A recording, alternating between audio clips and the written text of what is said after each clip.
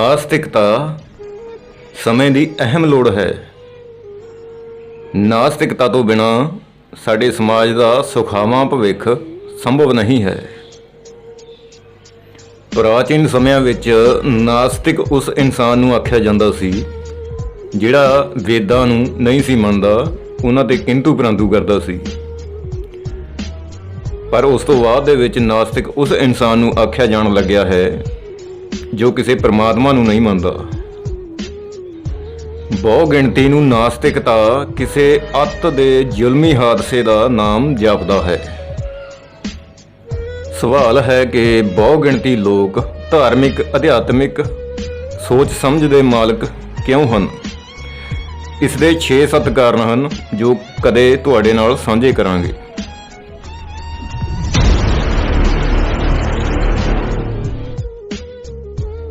ਕੀ ਵਿਗਿਆਨੀਆਂ ਨੇ ਸਭ ਕੁਝ ਜਾਣ ਲਿਆ ਹੈ? ਬਿਲਕੁਲ ਨਹੀਂ। ਬਹੁਤ ਕੁਝ ਹੈ ਜਿਸ ਨੂੰ ਵਿਗਿਆਨੀ ਅੱਜ ਤੱਕ ਨਹੀਂ ਜਾਣ ਸਕੇ, ਪਰ ਇਸ ਦਾ ਮਤਲਬ ਇਹ ਨਹੀਂ ਕਿ ਉਹ ਸਭ ਕੁਝ ਹੈ ਹੀ ਨਹੀਂ ਜਿਸ ਨੂੰ ਵਿਗਿਆਨੀ ਨਹੀਂ ਜਾਣ ਸਕੇ। ਇਸ ਲਈ ਭਲਾ ਤੂੰ ਕਿਵੇਂ ਕਹਿ ਸਕਦਾ ਹੈ ਕਿ ਕੋਈ ਰੱਬ ਹੀ ਨਹੀਂ? ਤੂੰ ਕਿਵੇਂ ਸਿੱਧ ਕਰੇਗਾ ਕਿ ਕੋਈ ਰੱਬ ਹੈ ਹੀ ਨਹੀਂ? ਜੇਕਰ ਕੋਈ ਪ੍ਰਮਾਤਮਾ ਨਹੀਂ ਤਾਂ ਇਹ ਸਾਰਾ ਸੰਸਾਰ ਕੌਣ ਚਲਾ ਰਿਹਾ ਹੈ? ਇਹ ਸਾਰੇ ਵਿਚਾਰ ਮੇਰੇ ਇੱਕ ਸੂਝਵਾਨ ਸਾਥੀ ਨੇ ਮੈਨੂੰ ਆਖੇ, ਉਸ ਸਾਥੀ ਨੇ ਜਿਸ ਤੋਂ ਵੱਧ ਮੇਰੇ ਨੇੜੇ ਹੋਰ ਕੋਈ ਸਾਥੀ ਨਹੀਂ।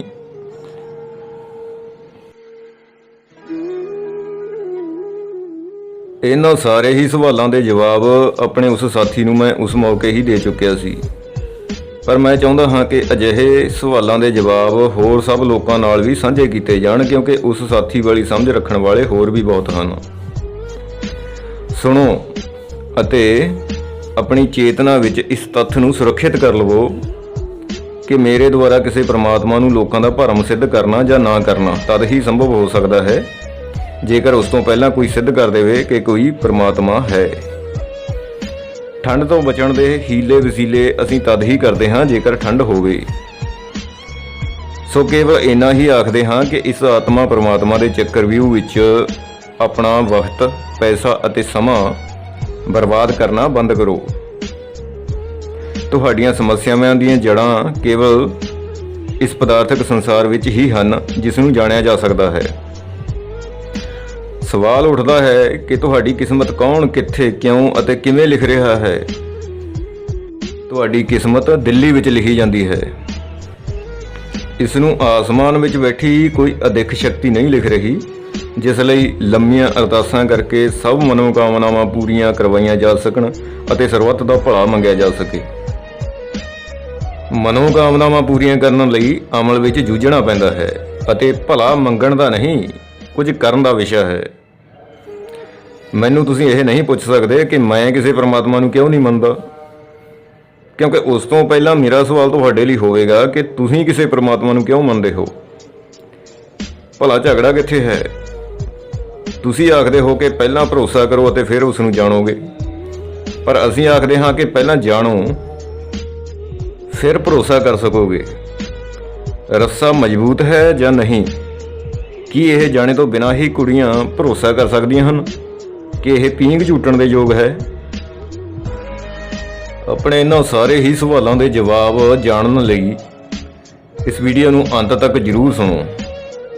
ਇਸ ਵਿਸ਼ੇ ਤੇ ਕਹਿਣ ਨੂੰ ਤਾਂ ਬਹੁਤ ਕੁਝ ਹੈ, ਇੰਨਾ ਕਿ ਇਸ ਉੱਤੇ ਇੱਕ ਕਿਤਾਬ ਲਿਖੀ ਜਾ ਸਕਦੀ ਹੈ, ਪਰ ਇੱਥੇ ਘੱਟੋ ਘੱਟ ਸ਼ਬਦਾਂ ਵਿੱਚ ਹੀ ਗੱਲ ਨਿਪਟਾਉਣੀ ਸਹੀ ਰਹੇਗੀ।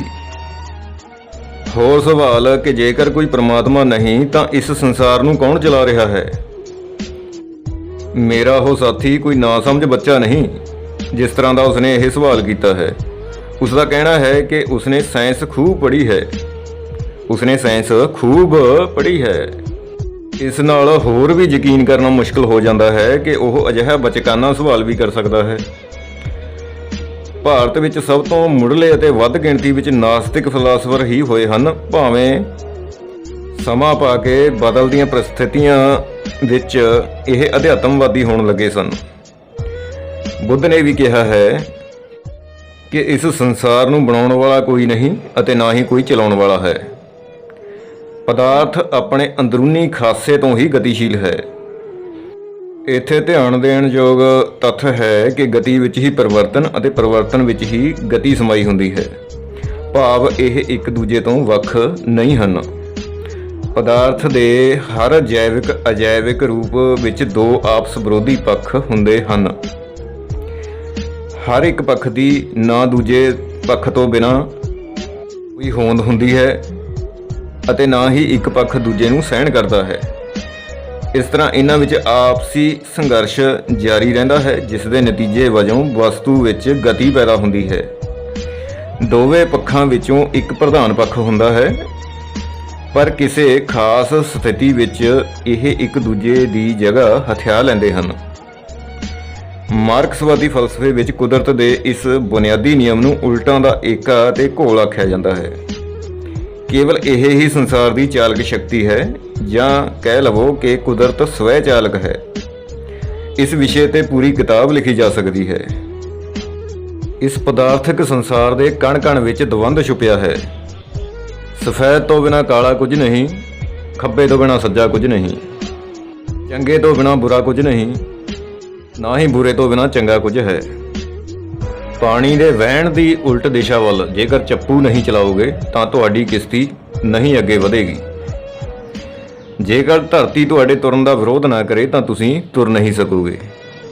ਮੌਤ ਤੋਂ ਬਿਨਾਂ ਜ਼ਿੰਦਗੀ ਤੇ ਜ਼ਿੰਦਗੀ ਤੋਂ ਬਿਨਾਂ ਮੌਤ ਸੰਭਵ ਨਹੀਂ। ਇੱਧਰ ਬਹੁਤ ਕੁਝ ਹੈ, ਪਰ ਆਪਾਂ ਲੰਮੇ ਨਾ ਜਾਈਏ। ਮੇਰੇ ਉਸ ਸਾਥੀ ਨੇ ਬੜੇ ਮਾਣ ਨਾਲ ਕਿਹਾ ਸੀ ਕਿ ਉਸਨੇ ਸਾਇੰਸ ਮੇਰੇ ਨਾਲੋਂ ਵੱਧ ਪੜ੍ਹੀ ਹੈ, ਇਸ ਲਈ ਮੈਂ ਉਸ ਨੂੰ ਕੋਈ ਅਕਲ ਦੇਣ ਦੀ ਕੋਸ਼ਿਸ਼ ਨਾ ਕਰਾਂ। ਇਹ ਬਹੁਤ ਚੰਗੀ ਗੱਲ ਹੈ ਕਿ ਤੁਸੀਂ ਨਾ ਕੇਵਲ ਸਾਇੰਸ ਪੜ੍ਹੀ ਹੋਈ ਹੈ, ਸਗੋਂ ਇਸ ਵਿੱਚ ਤੱਥ ਵਿੱਚ ਵਾਧਾ ਇਹ ਕਿ ਤੁਸੀਂ ਸਾਇੰਸ ਮੇਰੇ ਨਾਲੋਂ ਵੱਧ ਪੜ੍ਹੀ ਹੋਈ ਹੈ। ਹੁਣ ਜੇਕਰ ਵੱਧ ਪੜ੍ਹੇ ਹੋਣ ਦੀ ਹੀ ਗੱਲ ਕਰੀਏ ਤਾਂ ਅਸੀਂ ਭਲੀ ਭਾਂਤ ਜਾਣਦੇ ਹਾਂ ਕਿ ਅੱਜ ਕੱਲ੍ਹ ਘੱਟ ਪੜ੍ਹੇ ਹੋਇਆਂ ਨੂੰ ਸਕੂਲਾਂ ਵਿੱਚ ਕਦੇ ਵੀ ਅਧਿਆਪਕ ਨਹੀਂ ਰੱਖਿਆ ਜਾਂਦਾ।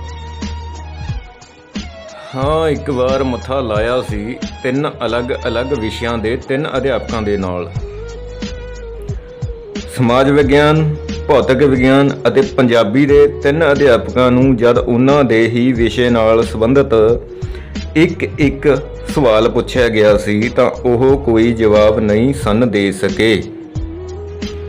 ਆਖਰ ਗੜਬੜ ਕਿੱਥੇ ਹੈ, ਇਸ ਬਾਰੇ ਵਿਚਾਰ ਕਰਾਂਗੇ।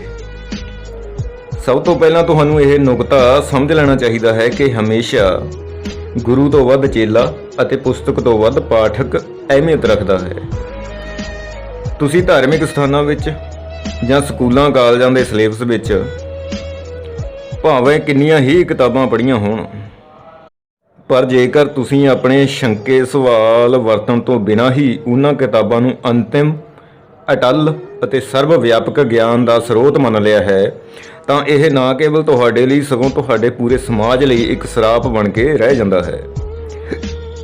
ਦੂਜੇ ਸ਼ਬਦਾਂ ਵਿੱਚ ਇਹ ਕਿ ਕੁਝ ਵੀ ਪੜ੍ਹਿਆ ਸੁਣਿਆ ਜਾਂ ਦੇਖਿਆ ਤੁਹਾਡੇ ਲਈ ਭਟਕਾਊ ਸਿੱਧ ਹੋ ਸਕਦਾ ਹੈ ਜੇਕਰ ਤੁਸੀਂ ਕਦੇ ਫਲਸਫੇ ਦਾ ਅਧਿਐਨ ਨਹੀਂ ਕੀਤਾ।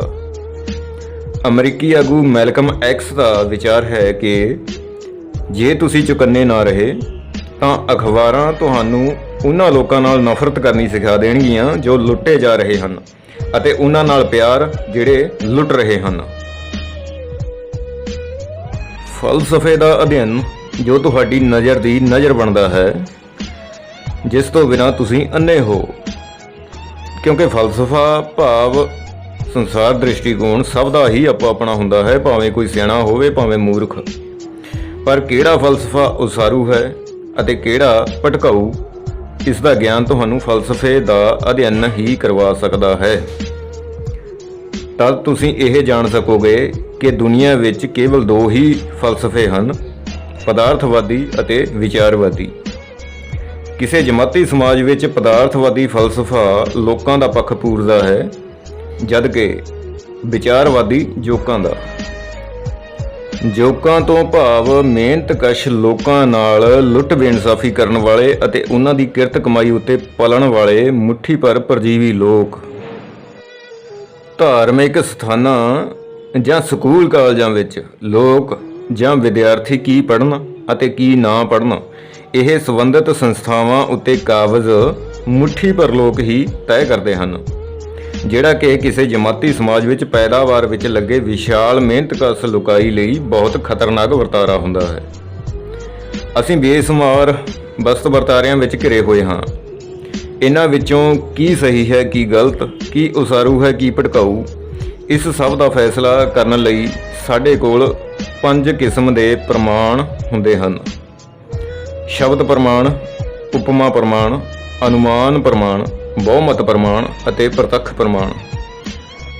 ਇਹਨਾਂ 5 ਪ੍ਰਮਾਣਾਂ ਵਿੱਚੋਂ ਕੇਵਲ ਪ੍ਰਤੱਖ ਪ੍ਰਮਾਣ ਹੀ ਹੈ ਜੋ ਸਾਨੂੰ ਸਹੀ ਗਲਤ ਦਾ ਗਿਆਨ ਕਰਵਾਉਂਦਾ ਹੈ, ਕਿਉਂਕਿ ਇਹ ਪ੍ਰਤੱਖ ਪ੍ਰਮਾਣ ਉਸ ਪਦਾਰਥਕ ਸੰਸਾਰ ਉੱਤੇ ਹੀ ਆਧਾਰਿਤ ਹੁੰਦਾ ਹੈ ਜਿਸ ਨੂੰ ਜਾਣਿਆ ਜਾ ਸਕਦਾ ਹੈ। ਉਹ ਪਦਾਰਥਕ ਸੰਸਾਰ ਜਿਸ ਦਾ ਗਿਆਨ ਸਾਨੂੰ ਸਾਡੀਆਂ 5 ਗਿਆਨ ਇੰਦਰੀਆਂ ਅਤੇ 6ਵੀਂ ਗਿਆਨ ਇੰਦਰੀ ਵਿਗਿਆਨ ਦੁਆਰਾ ਹੁੰਦਾ ਹੈ। ਆਓ ਅੰਤ ਸੰਬੰਧਿਤ ਵਿਸ਼ੇ ਵਿੱਚ ਮੁੱਕਦੀ ਗੱਲ ਕਰੀਏ ਕਿ ਜਾਣਨ ਤੋਂ ਪਹਿਲਾਂ ਹੀ ਇਹ ਮੰਨ ਲੈਣਾ ਕਿ ਕੋਈ ਪਰਮਾਤਮਾ ਹੈ ਜੋ ਇਸ ਸੰਸਾਰ ਨੂੰ ਚਲਾ ਰਿਹਾ ਹੈ, ਕੇਵਲ ਕੋਰੀ ਕਲਪਨਾ ਦੇ ਦਾਇਰੇ ਵਿੱਚ ਹੀ ਆਉਂਦਾ ਹੈ। ਵਿਗਿਆਨ ਨੂੰ ਸਿਰਫਰਿਆਂ ਦਾ ਬੇਲੋੜਾ ਹਥਿਆਰ ਮੰਨਦੇ ਹੋਏ ਬਹੁਤ ਲੋਕੀ ਆਪਣੀਆਂ ਕਲਪਨਾਵਾਂ ਨੂੰ ਹੀ ਕੋਈ ਸਿਧਾਂਤਕ ਜਾਮਾ ਪਹਿਨਾਉਣ ਦੇ ਕਾਹਲੇ ਪਏ ਹੁੰਦੇ ਹਨ।